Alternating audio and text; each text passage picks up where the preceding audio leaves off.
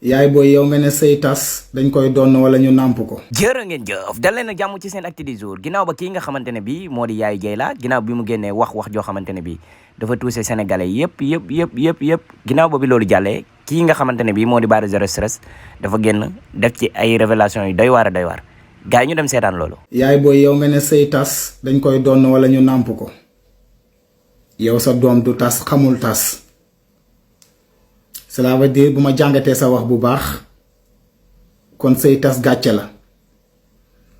sëy tas nit ku bon a koy def nga nekk jigéen nekk mère de famille wax baaxul man je préfère bien bu ngeen amatee genre programme yi yéen artistes yi surtout su presse bi ñëwee seen kër maanaam boo xamee ne sa papa wala sa yaay mënul communication nga tere ko média bi moo gën a wóor parce que mère bi dafa def ay révélation yu garaaw yoo xam ne bàyyiwu ci sa xel doom ji dafa ñëw wax gauche mu wax jaar droite te danga wax loo xam ne nii jigéen waru koo wax ndax sëy yàlla mu ngi koy takkee ca xarash te ànd bu jeex rek jeex na